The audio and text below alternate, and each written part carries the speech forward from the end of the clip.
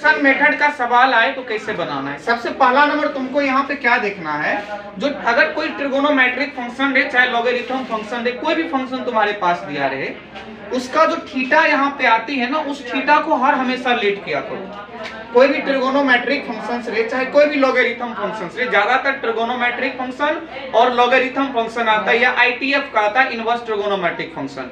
कोई भी तुमको यहाँ पे दिखे तो एक यूनिक चीज है इसमें बनाने का नियम सब्स्टिट्यूशन मेथड में, कि उसके थीटा को लेट कर लो, बाकी बात सब धीरे धीरे तुमको पता चल जाएगी किस तरह से उसकी क्या करना है, इंटीग्रेट करना है।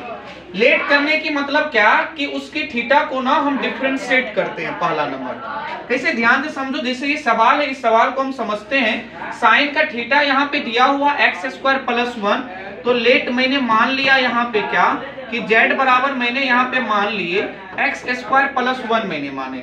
अब इसको क्या करेंगे, डिफरेंशिएट करेंगे x के रिस्पेक्ट में।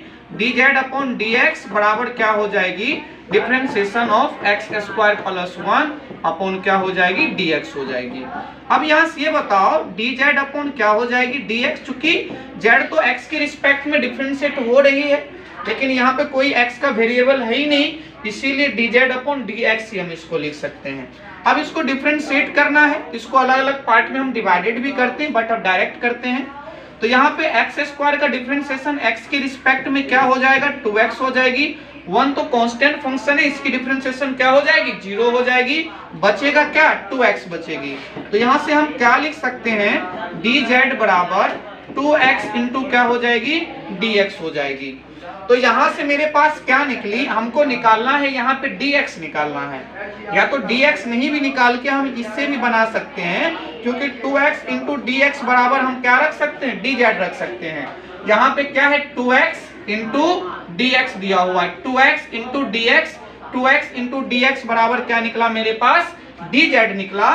तो यहाँ से हम इंटीग्रेशन को इस रूप में लिख सकते हैं। क्या, पहला नंबर तो ये आपके पास क्या है, साइन है, x² + 1 को मैंने क्या लेट किए, z, तो इसके जगह पे हम क्या लिख देंगे, z लिख देंगे, इस तरह से z लिख देंगे। और यहाँ पे 2x into dx, 2x into dx बराबर क्या आया है, 2x इंटू dx बराबर मेरे पास यहाँ पे z आई है। तो ये दोनों टर्म्स को हम यहाँ पे क्या लिख सकते हैं, dz लिख सकते हैं। अब यहाँ से मेरी ये सवाल का जो है अरेंजमेंट इतना आई है, तो अब सिंपली हम इसका क्या कर सकते हैं, इंटीग्रेशन कर सकते हैं।